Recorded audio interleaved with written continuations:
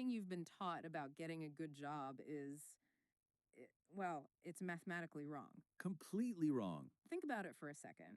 Are you tired of meticulously crafting your resume, sending it out into the digital ether, and feeling like it just fell into a Into a total black hole. exactly Right. a black hole? What if I told you that your perfect GPA, the one you sacrificed your weekends and your sleep for, is actually holding you back from real opportunities?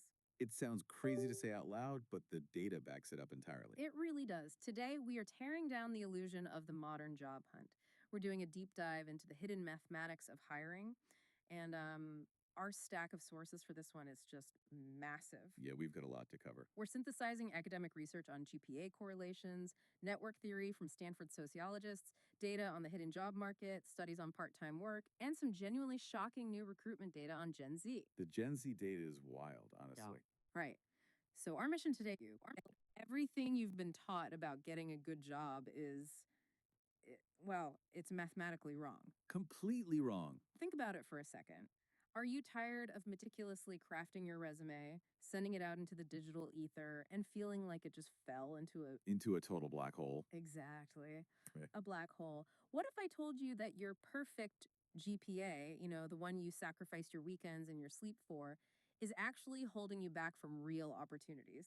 It sounds crazy to say out loud, but the data backs it up entirely. It really does. Today, we are tearing down the illusion of the modern job hunt. We're doing a deep dive into the hidden mathematics of hiring. And our stack of sources for this one is just massive. Yeah, we've got a lot to cover. We're synthesizing academic research on GPA correlations, network theory from Stanford sociologists, data on the hidden job market, studies on part time work, and some genuinely shocking new recruitment data on Gen Z. The Gen Z data is wild, honestly. Right. So, our mission today is simple. We are going to prove to you with hard data exactly why social capital outpaces academic capital every single time. Because it's a reality that completely rewrites the rules of success. Yeah. And it's something most people don't realize until they've already hit a massive wall in their career. Yeah, you spend decades in this highly structured system, right?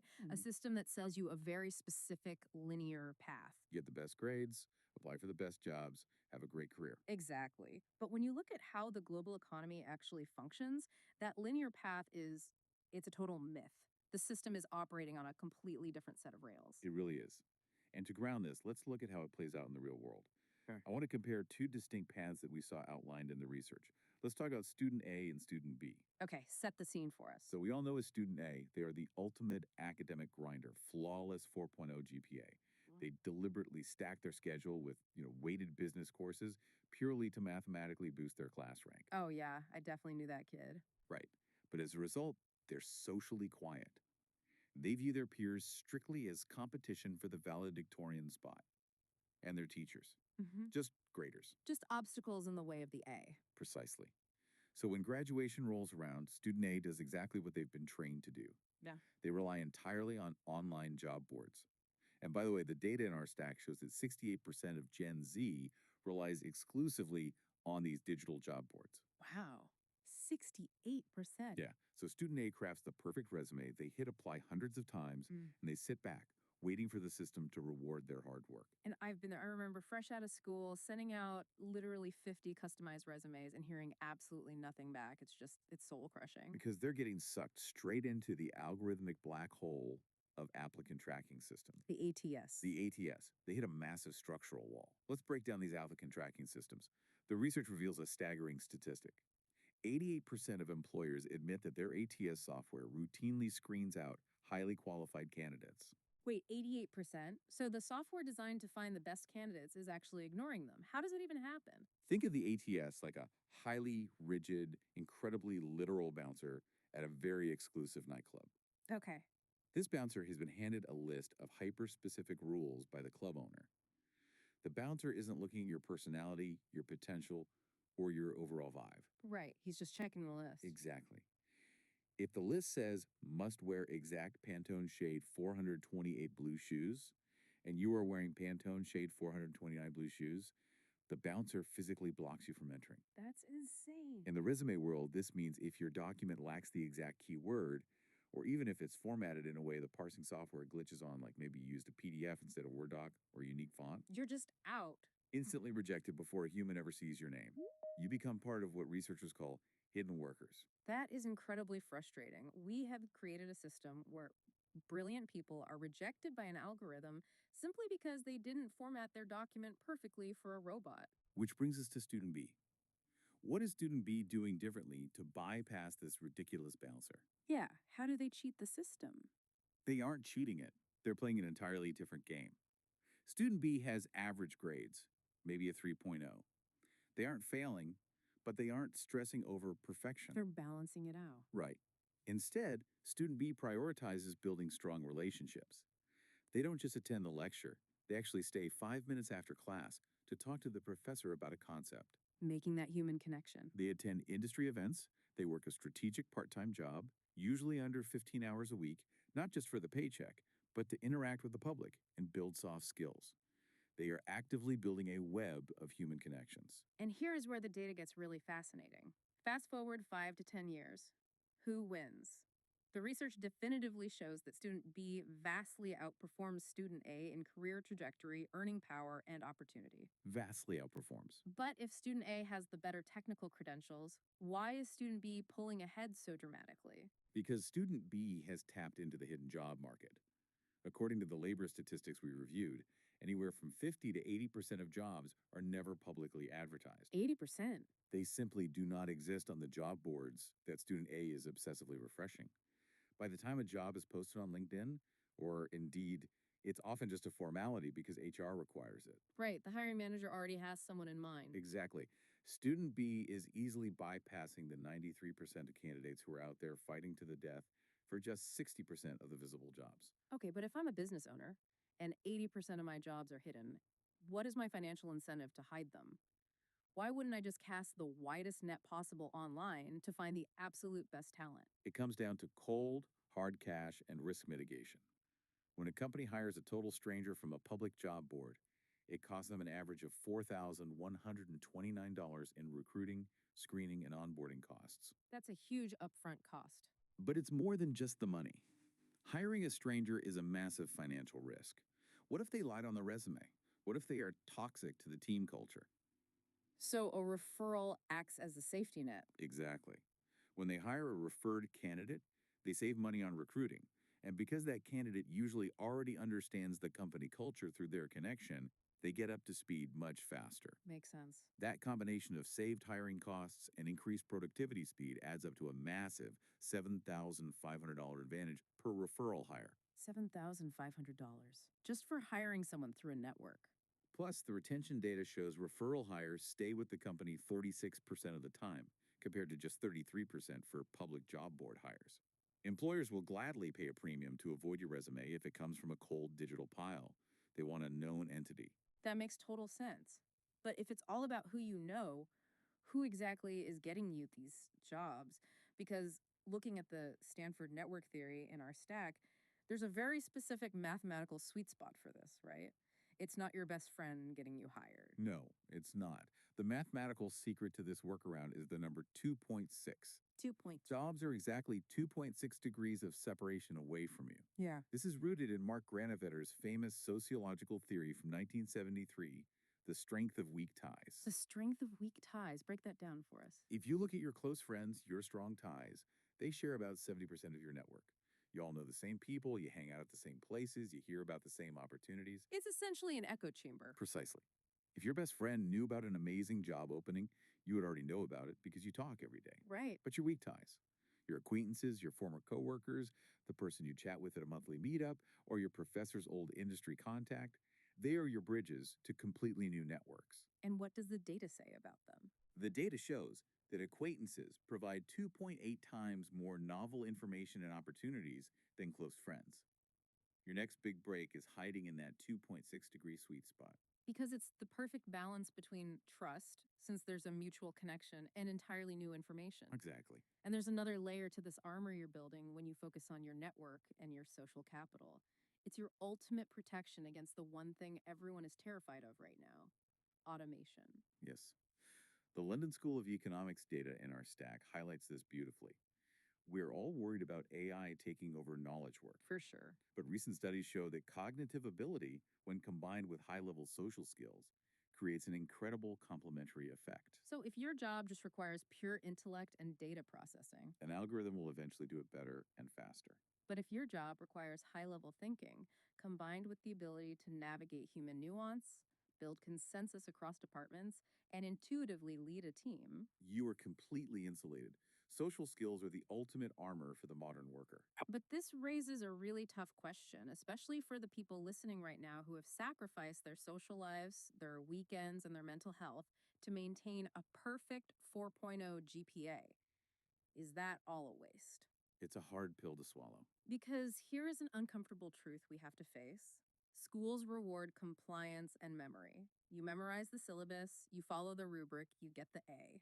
But the real world does not run on rubrics. No, it doesn't. The real world rewards leverage and influence. It's a painful realization, and it completely explains the generational divide we are seeing right now. The data on Gen Z entering the workforce is staggering. It really is. The surveys show that 93% of Gen Z candidates feel highly confident in their professional communication skills. They believe they are completely ready for the workplace. But flip the coin. 6 in 10 employers report having fired a Gen Z employee recently, citing a lack of professionalism and motivation. 6 in 10, that is massive. We have to look at this empathetically, though. This is not a generational flaw, it is a systemic failure. Oh, Gen Z isn't lazy, they are simply playing by the exact rules they were taught in school.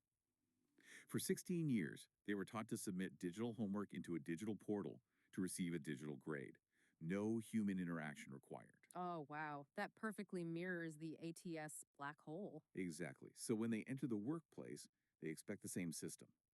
But the workplace operates on an unwritten, undocumented social code. They are relying solely on submitting to a job description online instead of building human connection, and the system is failing them. That is such a vital distinction. We are absolutely not saying that grades are useless. We need to be very clear about the nuance here. Your cognitive skills, your technical knowledge, your GPA, that is what gets you in the building. It proves you have the baseline competence to do the job. Right. But your social skills and your network, that is what gets you in the room where the decisions are actually made. You need the baseline, but the social network acts as the multiplier. A 3.0 GPA with a massive network will beat a 4.0 GPA with zero network every single time. Every single time. So the question becomes, how do we adapt? How do we build this network if the school system isn't teaching it? Yes. Let's get into the practical framework. If you are listening to this and you want to bypass the ATS black hole, you need an actionable system. This is our 5-step guide on how to build a powerful network, even if you're 15 to 18 years old. And honestly, this works just as well if you are 50 years old and pivoting careers. Absolutely. So let's start with step 1. Step 1 is the informational interview.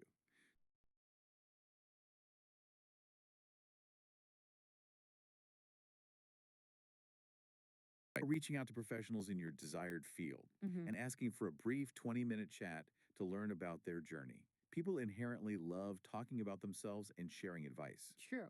You ask thoughtful questions, you actively listen, and you never ask for a job. But there is a very specific way you have to end this conversation, right? Yes, you always end with the magic question. The magic question. At the end of that 20 minutes, you ask, based on our conversation, is there anyone else you would recommend I speak with? Boom. I love the mechanics of that. You just turned one isolated weak tie into an exponential web of 2.6-degree connections.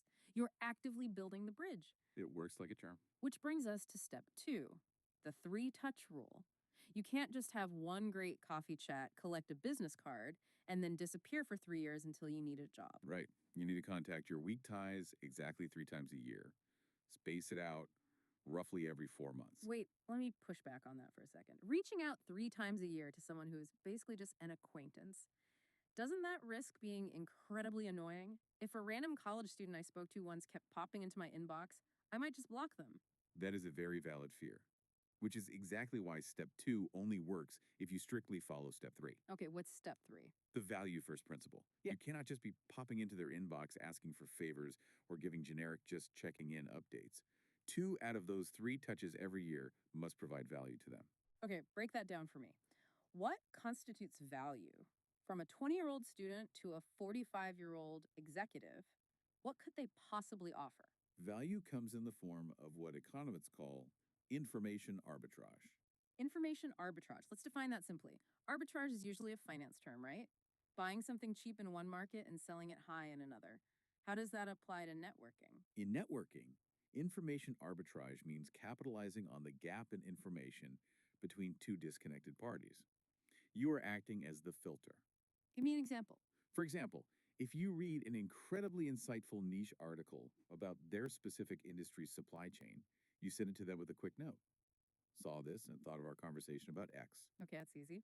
Or if you see their company won an award, you send a genuine note of congratulations. You are curating relevant information for them. You are offering help and staying top of mind before you ever ask for anything in return. That reframes it completely. You aren't being a pest, you're being a resource. Okay, what about step 4? This one is specifically for the students listening. Step 4 is strategic part time work. There is a fantastic academic study in our stack from the International Journal for Multidisciplinary Research. It shows that working a part time job actually improves a student's time management and academic performance. It improves it. Yes, but there is a strict mathematical limit. It must be kept under 15 hours a week. Once you cross that 20-hour threshold, the cognitive load is too high and grades start to slip. So, getting a strategic 10 to 15-hour job, maybe working the front desk at a local business aligned with your interests, or even just at a high traffic coffee shop. Yes, it forces you to build those critical soft skills.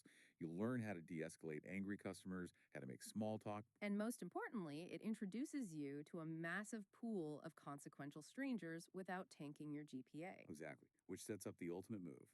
Step 5. The speculative application. Yes, this is where we bypass the ATS bouncer entirely. Love that. How do we do it? Once you have nurtured this network using the 3-touch rule and the value first principle, you stop waiting for job postings to appear. You don't even look at the job boards. You ignore them. Mm. You target specific people at companies you've researched. Because you've been doing your informational interviews, you know what problems these companies are facing. So you create a master resume and a pitch focused entirely on solving a specific problem they have. You bypass HR completely. You go straight to the department head with the solution. You create the job before it even hits the market. But I can hear the resistance from some listeners right now. A lot of people, especially younger students who are used to the meritocracy of a classroom, view networking as slimy. Right, they feel like it's inherently manipulative, like they're just using people to get ahead. How do we get over that mental hurdle? That requires a complete mindset shift. Networking is absolutely not manipulation. Manipulation is extracting value without giving anything back. Real networking is about long-term relationship building. It is mutual growth. When you ask a weak tie to refer you for a position, you aren't begging for a favor. Think back to the information arbitrage we discussed. You are giving that weak tie the chance to walk into their boss's office with the perfect, vetted solution to a massive hiring headache. You are offering them the chance to look like a hero to their own company. I've never thought about it like that. You're actually doing them a favor by being a great candidate they can take credit for finding. Exactly. Zooming out even further, this is about building what sociologists call your social convoy. A social convoy. I like the sound of that, but what does it actually mean in practice? Think of it as a professional entourage. It's an entourage of consequential strangers who travel with you through your career. They aren't your intimate family members or your best friends. They are the former bosses, the mentors, the random acquaintances from an industry panel. Yes. This convoy helps you weather economic crises. They offer you completely different perspectives when you are stuck, and they unlock new rooms that you could never access on your own. Your career is not just a string of isolated events or promotions. It is a cavalcade of people. A cavalcade of people. That is such a powerful visual. So here is our challenge to you for this week. Sit down and physically map out your 2.6 connections. Find just one dormant, weak tie. An old teacher, a former coworker, a friend of a friend who works in a field you find interesting. And reach out to them. Reach out. Provide some value using the information arbitrage concept we just talked about. Ask them for a 20-minute chat. And I urge you, starting today, change how you view your school or your current workplace. It is not just a place to earn a letter grade or collect a paycheck. It is the foundational training ground for your social convoy. Look Yeah. around you.